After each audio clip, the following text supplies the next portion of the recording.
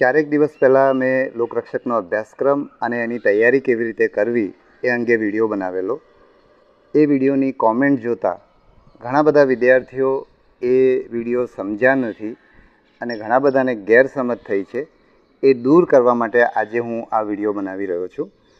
હું જે પણ વિડીયો બનાવું છું એ વિદ્યાર્થીઓને ફાયદો થાય, ખાસ કરીને એવા વિદ્યાર્થીઓ કે ગામડામાં રહેતા હોય, રાજ્યના ખૂણે ખૂણે રહેતા હોય, એવા વિદ્યાર્થીઓ પોતાની રીતે તૈયારી કરી શકે એ માટે હું વિડીયો બનાવું છું.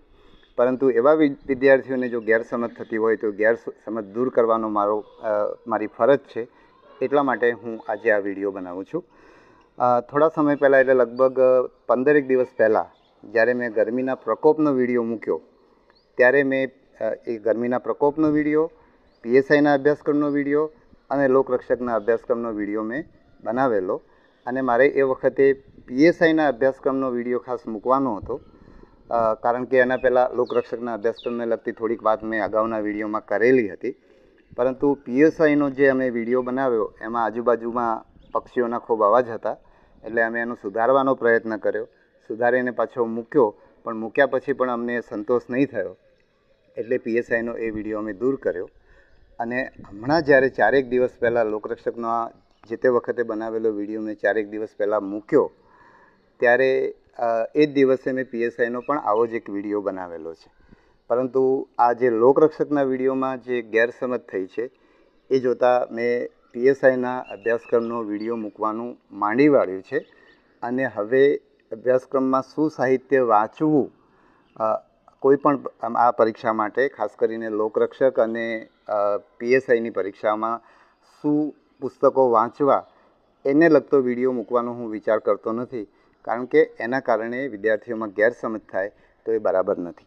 આજના વિડીયોનો હેતુ એ જ છે કે અગાઉના વિડીયોમાં મેં જે વાત કરી છે એમાં જ્યાં જ્યાં ગેરસમજ થઈ છે ત્યાં ખરેખર હું શું કહેવા માગું છું, મેં શું કહ્યું છે અને વિદ્યાર્થીઓ શું સમજ્યા છે એ અંગે વાત કરવા માટે જ હું આજે વિડીયો બનાવી રહ્યો છું.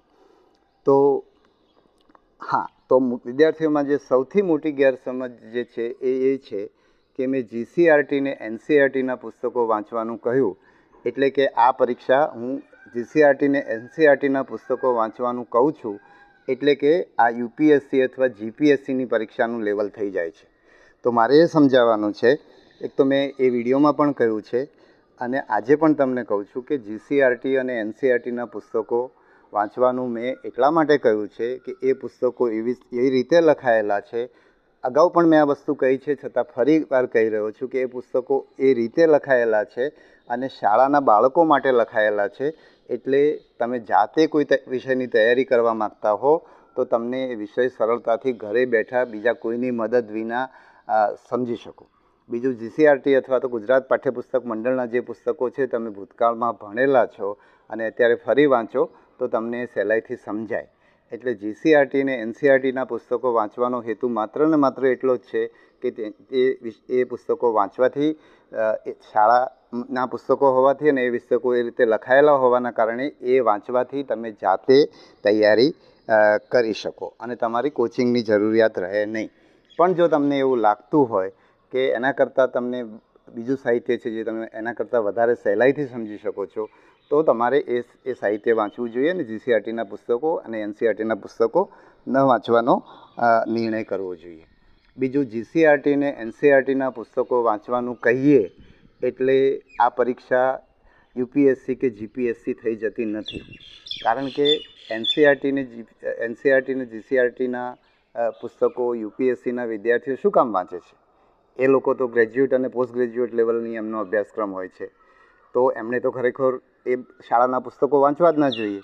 પણ એ લોકો આ પુસ્તકો એટલા માટે વાંચે છે કે આ પુસ્તકોમાં ઘણી બધી માહિતી હોય છે, એ માહિતી વ્યવસ્થિત રીતે આપેલી હોય છે અને સમજી શકાય એવી હોય છે. એટલે ખરેખર તો યુપીએસસી અને જીપીએસસીવાળા માટેનો અભ્યાસક્રમ ગ્રેજ્યુએટ અને પોસ્ટ ગ્રેજ્યુએટનો છે, છતાં પણ એ આ 12મા ધોરણ સુધીના એનસીઆરટીના પુસ્તકો વાંચે છે. એનો અર્થ એમ થયો કે એનસીઆરટીના પુસ્તકો વાંચવાથી આપણને પરીક્ષામાં સક્ષમતા બને છે. પરંતુ તમને એવું લાગતું હોય કે એ પુસ્તકો જીપીએસસી ને યુપીએસસી માટેના છે તો તમને એનાથી પણ સહેલા જે પુસ્તકો કે બજારમાં જે સાહિત્ય ઉપલબ્ધ હોય એ સાહિત્યનો તમે ચોક્કસ ઉપયોગ કરી શકો છો. બીજું, મેં જીસીઆરટી એનસીઆરટીના પુસ્તકો શું કામ વાંચવા એની પણ વાત કરી છે, અને દરેક વિષયમાં વાત કરતી વખતે મેં બજારના સાહિત્યની પણ વાત કરી છે. દાખલા તરીકે મેં બંધારણના પુસ્તકની અંદર એવું કહ્યું કે જીસીઆરટી એનસીઆરટીના પુસ્તકો ઉપરાંત લક્ષ્મીકાંત જેવું જે યુપીએસસીવાળા વાંચતા હોય છે એવું બજારમાં રેડીમેડ સાહિત્ય ઉપલબ્ધ હોય તો તમે એ વાંચી શકો. અને એટલે કે મેં લક્ષ્મીકાંતની વાત કરીને તમને લક્ષ્મીકાંત વાંચવાનું કહ્યું નથી, પરંતુ તમે એના જેવું બીજું સાહિત્ય વાંચી શકો. કારણ કે લક્ષ્મીકાંત તો અંગ્રેજીમાં છે, મને પણ એટલી સમજ પડે કે તમે ગુજરાતી માધ્યમમાં આપણે આ પરીક્ષા લઈ રહ્યા છીએ, મોટાભાગના વિદ્યાર્થીઓ ગુજરાતી માધ્યમના છે, તો હું કંઈ તમને લક્ષ્મીકાંત વાંચવાનું ના કહું, પણ તમે જો એ વિડીયો ફરી સાંભળશો તો તમને ખબર પડશે કે લક્ષ્મીકાંત જેવું રેડીમેડ સાહિત્ય પણ હોય તો તમે વાંચી શકો, એની વાત કરી છે. એટલે જો તમે આને વ્યવસ્થિત રીતે સમજવાનો પ્રયત્ન કરશો એટલે હું તમને ફરી વિનંતી કરું છું કે એકવાર તમે એ વિડીયો જોઈ લેજો તો તમને ખ્યાલ આવશે કે મેં બજારના સાહિત્યની પણ વાત કરી છે. એટલે અથવા તો મેં જે કીધું છે ખરેખર તમને સમજાયું છે કે નહીં એનો તમને ખ્યાલ આવશે.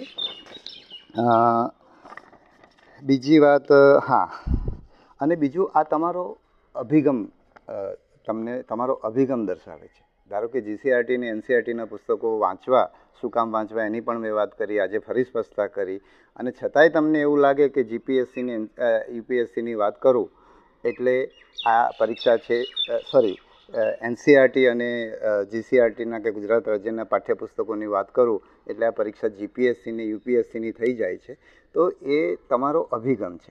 આ રીતના અભિગમ તમને પરીક્ષામાં ઉપયોગી નહીં થાય. તમને જે કંઈ કહેવામાં આવે છે તમારે ખુલ્લા મને સાંભળવાનું, અને એ વિડીયોમાં પણ મેં તમને કહ્યું છે કે આ હું જે કહું છું એને તમારે માની નથી લેવાનું, તમારે તમારી રીતે નિર્ણય કરવાનો છે. અને હું બજારનું બધું સાહિત્ય મને ખબર પણ નથી. દાખલા તરીકે મેં લક્ષ્મીકાંતની ચોપડીનું ઉદાહરણ શું કામ આપ્યું? કારણ કે ગુજરાતમાં બંધારણમાં રેડીમેડ શું સાહિત્ય છે એની મને ખબર નથી. મેં તમને દાખલો આપ્યો કે જેમ યુપીએસસીવાળા લક્ષ્મીકાંત વાંચે છે એમ તમે અહીંયા પણ રેડીમેડ સાહિત્ય વાંચી શકો. એટલે જો તમે વ્યવસ્થિત સમજવાનો પ્રયત્ન કરશો તો તમને ગેરસમજ નહીં થાય. અને હવે જે અભ્યાસક્રમના સંદર્ભમાં હું વાત કરું તો જે મેં વાત કરી છે એની વાત કરું, બરાબર છે. દાખલા તરીકે રિઝનિંગ, ક્વોન્ટિટેટિવ એપ્ટિટ્યૂડ છે, એમાં મેં તમને કોઈ પુસ્તક સૂચવ્યું નથી, પણ મને વધારે વિચાર કરતાં એવું લાગે છે કે એમાં તમને ગુજરાત રાજ્યના પાઠ્યપુસ્તક જે છે એમાં જે ગણિત છે એ તમને એમાં ઉપયોગી થઈ શકે. પરંતુ હવે હું તમને સૂચવવા નથી માગતો, કારણ કે તમને સૂચવીએ તો તમને કંઈક જુદું લાગે અને એના કારણે તમને નુકસાન થાય, તો એ તો મારો હેતુ નથી. એટલે હું એના વિશે પણ તમને કોઈ પુસ્તક સૂચવતો નથી. અને જે બંધારણની વાત કરીએ તો બંધારણમાં મેં તમને જીસીઆરટી એનસીઆરટીના પુસ્તકો કીધા. મેં એમાં એવું કીધું હતું કે તમને સમજવા સહેલા પડશે. અને એ ઉપરાંત તમે લક્ષ્મીકાંત પ્રકારનું જે રેડીમેડ મટીરિયલ છે તમારે તમે વાંચી શકો એની મેં વાત કરી હતી. પછી વિજ્ઞાન અને ટેકનોલોજીની અંદર મેં તમને 6 થી 10 ધોરણના એનસીઆરટીના પુસ્તકો જે ગુજરાતીમાં મળે છે એ મેં તમને વાંચવાની કીધી હતી. એટલે એ તમને, અને મેં તમને એમાં એમ પણ કહ્યું હતું કે એમાં ફોટા ને એ બધું છે જેથી તમે સહેલાઈથી સમજી શકશો.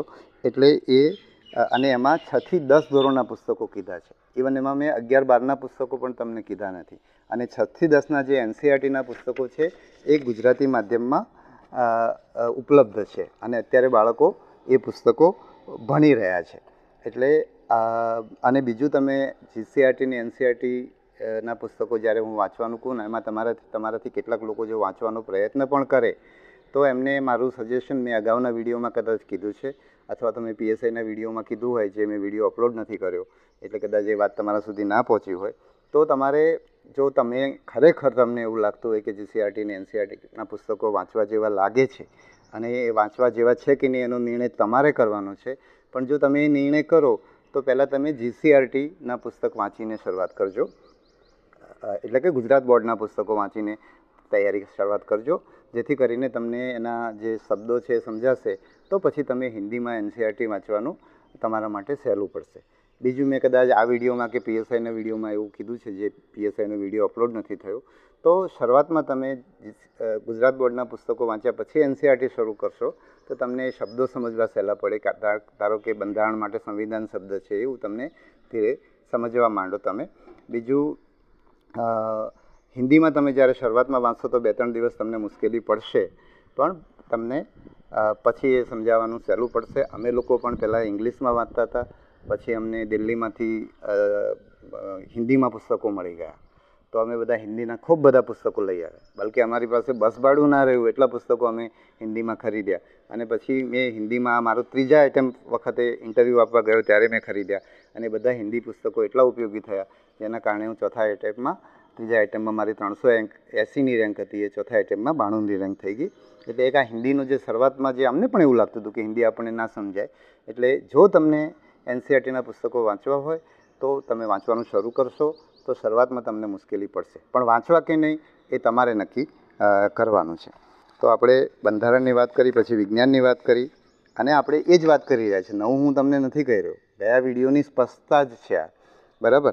તો હિસ્ટ્રીમાં મેં તમને એનસીઈઆરટીના પુસ્તકો વાંચવાના કયા હતા, અને એનું મેં કારણ કહ્યું હતું કે એમાં ક્રમમાં ઇતિહાસ આપેલો છે. એટલે કે કારણ એ જ છે કે તમને જાતે સમજીને ઇતિહાસ કરશો તો તમને યાદ રાખવો સહેલો પડશે. એટલા માટે મેં તમને એનસીઈઆરટીના પુસ્તકો અને જીસીઈઆરટીના પુસ્તકો સૂચવ્યા હતા. ઇતિહાસમાં પણ કેટલાક પુસ્તકો ગુજરાતીમાં એનસીઈઆરટીમાં ઉપલબ્ધ થયા છે. એટલે ત્યાં મેં તમને અને સાથે સાથે મેં તમને એવું પણ કીધું હતું કે અમે 1975ની એક ગુજરાતી પુસ્તક હતું એ પણ અમે વાંચતા હતા. બીજું, તમારે જો એનસીઈઆરટીના પુસ્તકોની ઉપલબ્ધતાની વાત હોય તો એ હવે તો ગુજરાતના સુખી ઘરના ઘણા બધા લોકો સીબીએસઈ બોર્ડમાં ભણે છે, એટલે શહેરોની અંદર પુસ્તકો મળતા હોય પણ એ અંગ્રેજી માધ્યમમાં મળતા હોય એવું બની શકે. પણ ગુજરાત, અગાઉ પણ મેં કોઈકને કોઈક વિડીયોમાં કહેલું છે એકથી વધારે વાર કે ગુજરાત વિદ્યાપીઠની પાસે નવજીવન પ્રેસ છે, એના મકાનની અંદર એનસીઈઆરટીનું એક દુકાન છે, હિન્દી પુસ્તકો મળે છે, જે એનસીઈઆરટીનો પોતાનો સ્ટોર છે. એટલે એ પણ તમારી ધ્યાન માટે હું ફરીવાર કહી રહ્યો છું. પછી સાંસ્કૃતિક વારસોની અંદર મેં તમને કહ્યું હતું કે તમે જે ઇતિહાસમાં એનસીઈઆરટીના પુસ્તકો વાંચ્યા હશે તો એ તમને સાંસ્કૃતિક વારસામાં ઉપયોગી થશે. સાથે સાથે મેં અત્યારે ગુજરાતની જે ડીવાયએસઓ કે એસીએફ કે જીપીએસસી ક્લાસ 1-2 કે જે લેખિત પરીક્ષાઓ થાય છે એમાં ઘણા બધા વિદ્યાર્થીઓએ નોટ્સ બનાવેલી છે. એ રેડીમેડ નોટ અથવા બજારમાં મળેલું રેડીમેડ સાહિત્ય તમે વાંચી શકો. પછી ભૂગોળ વિશે પણ મેં તમને જીસીઈઆરટી એનસીઈઆરટી ઉપરાંત એટલે એમાં મેં આઈ થિંક તમને જીસીઈઆરટી એનસીઈઆરટીના પુસ્તકો કીધેલા, એનું મને એક્ઝેક્ટ યાદ નથી આવતું કે મેં શું કીધું હતું, પરંતુ આપણે એ વાત હવે પૂરી કરીએ કે મેં જે જીસીઈઆરટી એનસીઈઆરટીના પુસ્તકોની સાથે બજારમાં જે પણ રેડીમેડ સાહિત્ય ઉપલબ્ધ હોય એનો તમે ઉપયોગ કરી શકો એમ કીધું છે. સાથે સાથે ફરીવાર કહું છું કે જીસીઈઆરટી અને એનસીઈઆરટીના પુસ્તકો વાંચવાથી આ પરીક્ષા જીપીએસસી કે યુપીએસસી થઈ જતી નથી.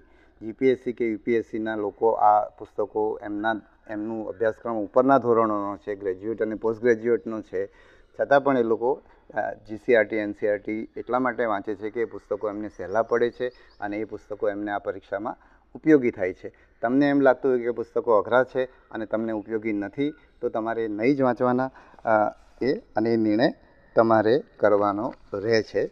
બીજું, કેટલાક લોકો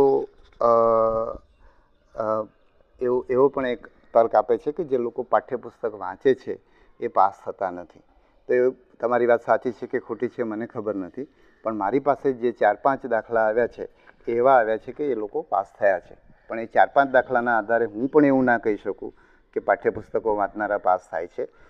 તમારી પાસે જે દાખલા હોય અથવા તમારો જે અનુભવ હોય એ તમારા આધારે તમે નક્કી કરી શકો. પણ મને જે 4-5 દાખલા મારી સમક્ષ આવ્યા છે એ હું તમારી સમક્ષ મૂકું છું. મને એક દિવસ હું જતો હતો અને રસ્તામાં 2 પોલીસ કોન્સ્ટેબલ મળી ગયા અને બંને એસઆરપીમાં કામ કરતા હતા અને ગયા લોકરક્ષકની પરીક્ષામાં પાસ થયા હતા. એક પાટણ બાજુના હતા, એક જુનાગઢ કે સોમનાથ બાજુના હતા.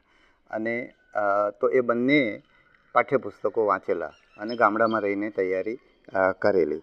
મને હું મહેસાણા ગયો હતો, ત્યાં મને એક ભાઈ મળી ગયા. એમના ખેતરના શેઢે બીજાનું જે ખેતર હશે એ ભાઈ એમને મળ્યો હતો.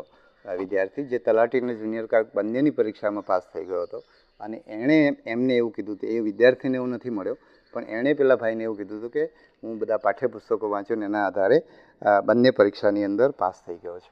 મારી પાસે એક કંડક્ટર ઉમેદવાર આવ્યા હતા જે પહેલાં કંડક્ટરમાં નોકરી કરતા હતા અને હવે તલાટીમાં પાસ થઈ ગયા, તો એમણે પણ આ જીસીઆરટી એનસીઆરટીના પુસ્તકો વાંચ્યા અને એમણે એમ કીધું કે એ પુસ્તકો વાંચીએ તો ખૂબ મજા આવે. અમારો પોતાનો પણ અનુભવ એ છે. અમે જ્યારે યુપીએસસીની પરીક્ષા આપવાની તૈયારીની શરૂઆત કરી ત્યારે અમને એમ થતું હતું કે આપણે ગુજરાતના વિદ્યાર્થીઓનું જનરલ નોલેજ તો બહુ ખરાબ છે અને અત્યારે તો ખૂબ બધું ગુજરાતમાં પણ પરીક્ષાનો માહોલ છે. એ વખતે તો પરીક્ષાઓ ભાગ્યે જ આપતા હતા, બરાબર છે. એટલે અમને બધાને એમ હતું કે ગુજરાતી વિદ્યાર્થી તો યુપીએસસીની પરીક્ષા જ ના આપી શકે અને કારણ કે આપણું જનરલ નોલેજ બહુ ખરાબ છે. અને અમે જ્યારે એનસીઆરટીના પુસ્તકો વાંચવાના શરૂ કર્યા અને વાંચવાની જેટલી મજા આવે કે આપણે આ પુસ્તકો શું કામ નહોતા વાંચ્યા, પણ આ અમારો અનુભવ છે. તમારો અનુભવ જુદો હોઈ શકે અને તમે આ પુસ્તકો ન વાંચવાનો નિર્ણય કરવા માટે સ્વતંત્ર છો, એટલે એ તમે કરી શકો. અને છેલ્લો એક અનુભવ, તલાટીમાં પાસ થયેલા 2 વિદ્યાર્થીઓ મારી પાસે આવ્યા હતા. એ બનાસકાંઠા બાજુના હતા અને એ લોકો પણ એ જ કહેતા હતા કે એમને આ પરીક્ષા પાસ થઈ કારણ કે એ લોકોએ પાઠ્યપુસ્તકો વાંચ્યા, પણ એમની સાથે ભણનારા મિત્રોને કે અમે કહીએ છીએ પણ એ લોકો વાંચતા નથી. તો કેટલાકનું એવું પણ કારણ હોઈ શકે કે તમે જાતે મહેનત કરવા ન માગતા હો. આવું કારણ હોઈ શકે એમ કહું છું, આવું છે એવું નથી કહેતો, પણ તમને જાતે મહેનત કરવાને બદલે તમે કોચિંગ પર આધારિત રહેવા માગતા હો અને એ તમે નિર્ણય કરી શકો કે કોચિંગથી પાસ થવાતું હોય તો તમે કોચિંગની તૈયારી કરી શકો. આ તમારા અત્યાર સુધીનો જે કંઈ અનુભવ છે એના આધારે તમે નિર્ણય કરી શકો. એટલે ફરીવાર કહું, એનસીઆરટીના પુસ્તકો વાંચવા માટે મેં શું કામ કીધું હતું, જીસીઆરટીના પુસ્તકો વાંચવા માટે શું કામ કીધું હતું, એ હું તમને શું કામ કીધું હતું મેં એ વિડીયોમાં સમજાવ્યું હતું. આજે મેં ફરીવાર સમજાવ્યું છે અને તમને ઠીક લાગે એ પ્રમાણે તમારે નિર્ણય કરવાનો છે. મારે જે સ્પષ્ટતા કરવાની હતી એ સ્પષ્ટતા મેં કરી દીધી છે અને અહીંયા આ વિડીયો આપણો પૂરો કરીએ છીએ. અને આમાં પણ તમને કોઈ અસ્પષ્ટતા થાય તો હું સ્પષ્ટતા કરવા માટે તૈયાર છું, કારણ કે મારો હેતુ એક ગામડાનો કોચિંગનો કોઈ ખર્ચો ના કરી શકે અને શહેરમાં ના જઈ શકે અને ત્યાં બેસીને પણ તૈયારી કરી શકે, જુદી જુદી જ્ઞાતિના, જુદા સમાજના, જુદા વર્ગના, જુદા વિસ્તારના લોકો જાતે તૈયારી કરીને આ પરીક્ષા આપી શકે, એના માટે માર્ગદર્શન આપવાનું છે અને એ હેતુથી આજે અને ભૂતકાળના વિડીયો મેં બનાવેલા છે. તો સૌને ખૂબ ખૂબ આભાર અને ખૂબ ખૂબ શુભેચ્છાઓ.